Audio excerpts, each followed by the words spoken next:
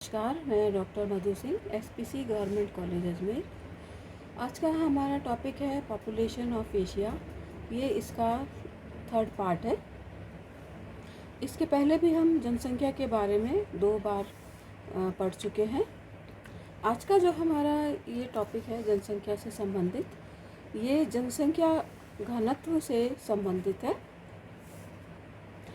जैसा कि हम जानते हैं कि विश्व की जो जनसंख्या है वो 2018 में करीब 759 करोड़ थी, और जो कि 2020 में बढ़कर लगभग 780 करोड़ होने की संभावना है।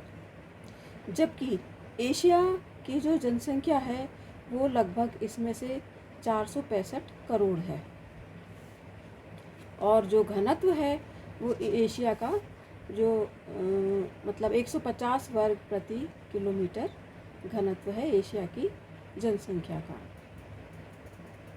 और ऐसा भी कहा जाता है कि लगभग 60% विश्व की जनसंख्या जो है वो एशिया महाद्वीप में निवास करती है।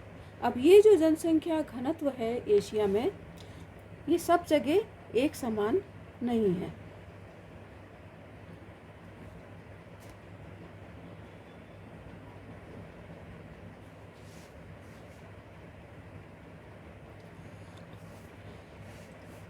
एशिया का जो पूर्वी भाग है, जिसे हम पूर्वी एशिया के नाम से भी जानते हैं, यहाँ पर विश्व की लगभग ऐसा माना जाता है कि 1/4 या 25% जनसंख्या निवास करती है। और पूर्वी एशिया में सबसे अधिक जनसंख्या के दृष्टिकोण से चीन जो है वो सबसे बृहत्तम देश है, सबसे बड़ा देश है, जहाँ की जनसंख्या लगभग 143.93 करोड़ है, तथा विश्व की लगभग 19% जनसंख्या जो है चीन में निवास करती है, और एशिया की लगभग 30% जनसंख्या चीन में निवास करती है। अब चीन की जो ये अधिकांश जनसंख्या है ये दक्षिणी पूर्वी भाग में ही केंद्रित है, जो कि समतल और उपजाऊ स्थान है वहाँ का।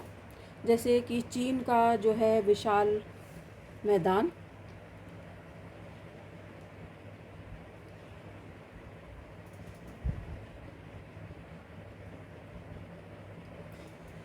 चीन का ये जो क्षेत्र है पूर्वी क्षेत्र, ये यहाँ पे अधिकतर नदियों के मैदान हैं इसके, जिसमें जेचुआन बेसिन भी है, और हांगो का बेसिन भी है, यांगटीसी बेसिन भी है, सिकियांग बेसिन है, और ये जो समुद्र तटीय क्षेत्र है, तटीय भाग है, ये बहुत ही सघन घने हुए बसे हुए क्षेत्र हैं, जहाँ पर कि समतल धरातल है, जलोढ़ या हम कह सकते हैं लॉइस मिट्टी, जो कि बहुत ही उपजाऊ होती है, और मानसूनी जलवायु के परिणाम स्वरूप यहाँ पर कृषि जो है वो महत्वपूर्ण एक साधन है।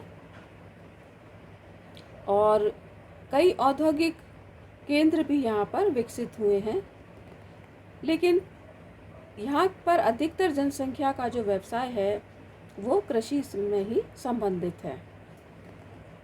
और यहाँ पर जो प्रति वर्ग किलोमीटर जो घनत्व है वो 1000 व्यक्ति से भी ज़्यादा देखने को मिलता है। इसके विपरीत यहाँ का जो उत्तर पश्चिमी भाग है, ये जो पश्चिमी भाग है चीन का, यहाँ पर पहाड़ी और पठारी भाग होने से जनसंख्या जो है वो कम पाई जाती है।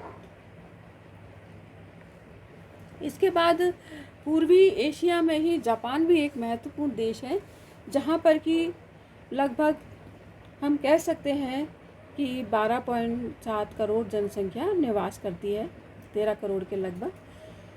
लेकिन ये जो क्षेत्र है जापान जो है एक द्वीपीय क्षेत्र है, द्वीपों का देश है, और यहाँ की लेकिन यहाँ पे कृषि योग्य भूमि जो है वो बहुत ही कम है। केवल यहाँ की कुल भूमि के प्रतिशत में 16% ही कृषि योग्य भूमि है, क्योंकि इसका जो अधिकांश भाग है वो पहाड़ी है और पठारी है और ऊंची नीची भूमि है, इसलिए यहाँ पर कृषि योग्य भूमि कम पाई जाती है। लेकिन जापान जो है वो एक औद्योगिक केंद्र है, औद्योगिक नगर यहाँ पे बहुत सारे हैं, और इसकी समुद्र तटीय भाग होने के कारण भी यहाँ पर उद्योगों को अधिक बढ़ावा मिला है, आयात निर्यात की अधिक सुविधा है। इस कारण यहाँ पर प्रति व्यक्ति जो घनत्व है वो लगभग जो है 350 से ज़्यादा आता है जापान में। प्रति वर्ग किलोमीटर जो घनत्व है वो जापान में 347 के लगभग है, या 350 के व्यक्ति आता है। तथा इसके बाद जो पूर्वी एशिया के जो भाग हैं उसमें दक्षिणी और उत्तरी कोरिया में जो जनसंख्या है वो लगभग 50 और 24 करोड़ है, और जनसंख्या का घनत्व जो है 527 और 214 व्यक्ति प्रति वर्ग किलोमीटर आता है। ये वाला जो क्षेत्र है कोरिया के, यहाँ भी कृषि के अतिरिक्त पर्याप्त औद्योगिक विकास हुआ है, जिसके कारण यहाँ पर जनसंख्या घनत्व अधिक है। फिर यदि हम दक्षिण एशिया की बात करें तो दक्षिण एशिया में पाकिस्तान, बांग्लादेश, श्रीलंका, भारत जो है बहुत ही अधिक जनसंख्या वाले क्षेत्र हैं। भारत की जो जनसंख्या है वो लगभग 138 करोड़ के है, जो कि विश्व का 18% जो है आता है। भारत की अधिकांश जनसंख्या जो है नदियों के जो विस्तृत मैदानी भाग हैं, ये जो क्षेत्र है नदियों के मैदान हैं, ये सारे तटीय क्षेत्र भी हैं, यहाँ पर वर्षा भी अधिक होती है और कृषि के लिए ये क्षेत्र बहुत ही महत्वपूर्ण है, जिसमें खाद्यान्न, दालें, तिलहन, गन्ना आदि कई प्रकार की फसलें यहाँ पर पैदा की जाती हैं। लेकिन दक्षिण का जो पठार है वहाँ पर सघनता उत्तर की तुलना में कम है, तथा कुछ क्षेत्र ऐसे हैं जो अधिक जनसंख्या घनत्व वाले भी हैं दक्षिण में भी, जहाँ पर कि उपजाऊ काली मिट्टी के प्रदेश हैं, वहाँ पर घनत्व जो है वो अपेक्षाकृत अधिक है। तथा इसके साथ ही पूर्वी तटीय मैदानों और डेल्टाई भागों में भी जनसंख्या का जो है वो केंद्रण हुआ है। लेकिन उत्तर में हिमालय और पूर्वोत्तर में जनसंख्या का घनत्व अधिक है। उत्तर में जो हिमालय के क्षेत्र हैं, पहाड़ी क्षेत्र हैं, वहाँ पर जनसंख्या कम पाई जाती है। भारत की बात करें तो सर्वाधिक सघनता गंगा के जो मैदानी भाग हैं, पश्चिमी बंगाल है, ये जो क्षेत्र है वहाँ पर सबसे अधिक जनसंख्या घनत्व है, लगभग 464 व्यक्ति प्रति वर्ग किलोमीटर आता है, जिसमें पश्चिमी बंगाल, बिहार, केरल, उत्तर प्रदेश, तमिलनाडु, पंजाब, हरियाणा ये वाले क्षेत्र आते हैं। यहाँ की अर्थव्यवस्था भी हम कह सकते हैं कि अधिकतर कृषि प्रधान है, और लगभग 60 से 70% जो जनसंख्या है वो कृषि कार्य करती है। इसके बाद पाकिस्तान जो है, वहाँ की जनसंख्या जो है लगभग 22 करोड़ के लगभग है, जो विश्व की कुल जनसंख्या का केवल 2.5% है, तथा अधिकांश जनसंख्या जो है सिंध के डेल्टाई भाग में स्थित है, और जनसंख्या का जो घनत्व है वो 244 व्यक्ति प्रति वर्ग किलोमीटर है। अधिकतर 70% जनसंख्या यहाँ भी ग्रामीण है, और कृषि तथा पशुपालन उनका जो है मुख्य व्यवसाय है। फिर बात आती है दक्षिण में ही बांग्लादेश की जनसंख्या, देश बहुत छोटा है, लेकिन यहाँ की जो जनसंख्या है वो 16.4 करोड़ है, और अधिकांश जनसंख्या जो है वो मैदानी और डेल्टाई भाग में पाई जाती है। यहाँ पर ब्रह्मपुत्र का डेल्टा क्षेत्र है, वहाँ पर अधिक जनसंख्या पाई जाती है। विशेष करके चावल और जूट की कृषि यहाँ पर की जाती है। औसत घनत्व यहाँ पर अधिक है, 1265 व्यक्ति प्रति वर्ग किलोमीटर है। कृषि, मत्स्य पालन, पशुपालन यहाँ का मुख्य व्यवसाय है, और 80% जनसंख्या जो है वो इस क्षेत्र में ग्रामीण है। फिर विश्व के बहुत से ऐसे क्षेत्र हैं जो कि मध्यम जनसंख्या वाले हैं, मध्यम जनसंख्या है वहाँ पर, जिसमें पश्चिमी एशिया का जो ये भाग है, ये पूरा क्षेत्र हमारा पश्चिम एशिया के अंतर्गत आता है। यहाँ पर भूमध्य सागर से सटे हुए देश में टर्की, इज़राइल, जॉर्डन, सीरिया आदि देशों में कृषि योग्य भूमि की कमी के कारण औद्योगिकरण कम हुआ है। इन क्षेत्रों में ये वाले जो क्षेत्र हैं, भूमध्य सागर है ये, इसके आसपास स्थित ये क्षेत्र हैं। तो इस कारण यहाँ पर मध्यम प्रकार की जनसंख्या घनत्व देखने को मिलता है। अधिकतर जनसंख्या नदी घाटियों में ही पाई जाती है तथा मध्य एशिया के जो स्टेपी वाला क्षेत्र है, ये वाला, वहाँ पर उपजाऊ मिट्टी के कारण अधिकतर गेहूं की कृषि इस क्षेत्र में विशेष रूप से की जाती है। इस प्रदेश में भी जनसंख्या का जो वितरण है वो मध्यम प्रकार का है तथा इसके अलावा इस मध्यम जनसंख्या वाले क्षेत्रों में हमारे आते हैं म्यांमार, थाईलैंड, ये वाले जो क्षेत्र हैं, मलेशिया, नेपाल, कंबोडिया, ये वाले जो क्षेत्र हैं वो भी हमारे मध्यम जनसंख्या वाले क्षेत्र हैं। ये जो सारा भाग है। फिर है कम जनसंख्या वाले, या हम कह सकते हैं अल्प जनसंख्या वाले क्षेत्र। दक्षिण पश्चिम एशिया तथा मध्य एशिया के शुष्क प्रदेश, ये वाला जो क्षेत्र है ये एक शुष्क क्षेत्र है, पठारी क्षेत्र है, पहाड़ी क्षेत्र है, वर्षा कम होती है,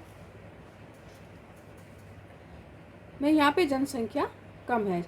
और इसके अलावा ये जो एक बहुत बड़ा डेजर्ट का पार्ट है, सऊदी अरब है, कुवैत है, संयुक्त अरब अमीरात है, इराक, ईरान भी इसके अंतर्गत आते हैं।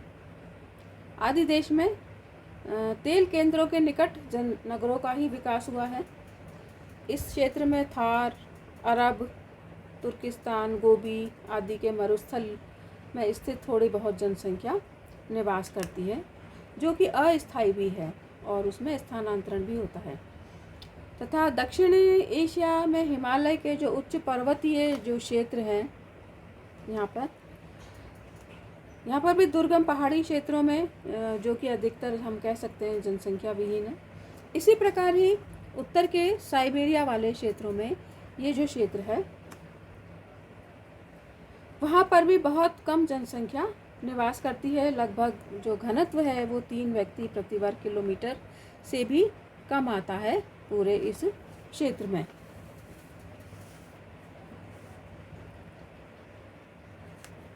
कुछ स्थान तो ऐसे हैं जहाँ जो कि जन शून्य क्षेत्र हैं और इस क्षेत्र में प्रमुखतः जनसंख्या जो घनत्व है वो बहुत ही नहीं के बराबर देखने को, ये जो वर्ष भर हमेशा बर्फ से ढके रहते हैं इन क्षेत्रों में। लेकिन एशिया के कुछ क्षेत्र ऐसे हैं जहाँ पर कि घनत्व जो है बहुत ज़्यादा अधिक है। जैसे हम कह सकते हैं ताइवान है, जहाँ पर कि 663 व्यक्ति है प्रति वर्ग किलोमीटर घनत्व। और इसी प्रकार ही एक मालदीव है, यहाँ का जनसंख्या घनत्व भी बहुत अधिक है, 1802 व्यक्ति। आपके बहरीन है, कहने को डेजर्ट का पार्ट है लेकिन तेल क्षेत्र की वजह से जनसंख्या घनत्व बहुत ज़्यादा है, 2239 व्यक्ति। और इसी प्रकार ही सिंगापुर, जो कि एक व्यापारिक केंद्र के रूप में या बाज़ार के रूप में विकसित क्षेत्र है, यहाँ का जनसंख्या घनत्व भी 8358 व्यक्ति है। तथा हांगकांग है, वहाँ भी जनसंख्या घनत्व वो भी एक तरीके का व्यापारिक केंद्र है, 7140 व्यक्ति प्रति वर्ग किलोमीटर है। तो कुछ क्षेत्र ऐसे हैं। और मकाओ एक बहुत ही छोटा सा ये क्षेत्र है जहाँ पर भी जनसंख्या घनत्व बहुत ही ज़्यादा देखने को मिलता है। तो इस प्रकार हम एशिया के बारे में कह सकते हैं कि यहाँ पर जनसंख्या का जो घनत्व है वो बहुत ही, कुछ क्षेत्रों में बहुत अधिक घनत्व है और कुछ क्षेत्र जो है वो जनशून्य है, या उनमें जो घनत्व है वो बहुत ही कम देखने को मिलता है। अब इस जनसंख्या घनत्व और जनसंख्या वृद्धि के कारण एशिया महाद्वीप में वितरण का जो हमने देखा प्रतिरूप,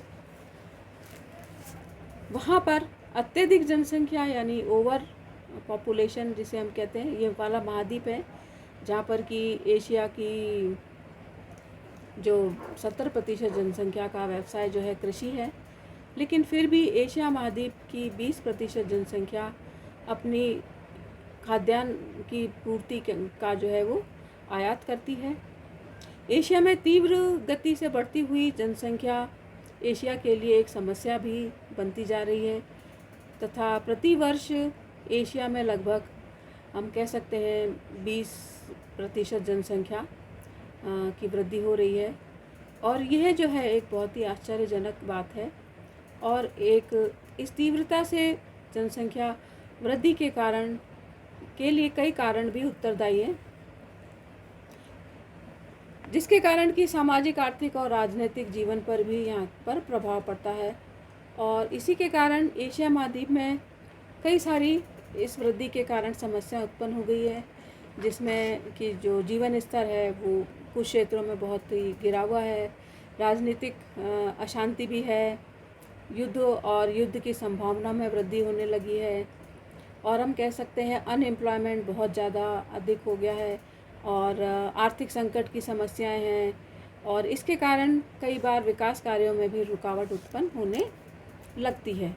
अब इस जनसंख्या वृद्धि की समस्या को हल करने के लिए कुछ उपाय प्रयोग या किए भी गए हैं, ताकि जनसंख्या की तीव्र वृद्धि को रोका जा सके, जिसमें कि फैमिली प्लानिंग सबसे एक महत्वपूर्ण है, और विवाह की जो आयु है उसमें वृद्धि की गई है, और स्वास्थ्य सेवाओं का विस्तार किया गया है। इसके साथ ही साथ शिक्षा का प्रसार भी किया जा रहा है, और भूमि का सर्वाधिक उपयोग किया जाए ताकि अधिक से अधिक जनसंख्या को भोजन की पूर्ति कराई जा सके। औद्योगिक विकास पे आजकल बहुत अधिक जोर दिया जा रहा है, तथा जनसंख्या की आवश्यकता की पूर्ति के लिए खाद्य सामग्रियों का आयात भी किया जा रहा है। और मानव प्रवास भी एक बहुत ही महत्वपूर्ण स्थान है यहाँ पर एशिया में। एशिया महाद्वीप में इनमें से कई उपाय जो हैं वो किए जा रहे हैं, जिससे कि जनसंख्या वृद्धि, जैसे भारत, चीन, जापान आदि जो देश हैं वहाँ पर कुछ हल मतलब समस्या का हल भी धीरे धीरे होने लगा है। और भारत में भी शिक्षा का प्रसार और औद्योगिक विकास पर बहुत जोर दिया जा रहा है, और स्वास्थ्य से संबंधित कई सुधार किए जा रहे हैं, औद्योगिक विस्तार किया जा रहा है, कई सारी जो साधन हैं उनको प्रयोग में लाया जा रहा है। तो ये थे हमारे एशिया के जनसंख्या घनत्व के बारे में जानकारी, और उससे उत्पन्न होने वाली समस्याएं और उनके निदान के लिए कुछ उपाय जो किए जा रहे हैं। Thank you.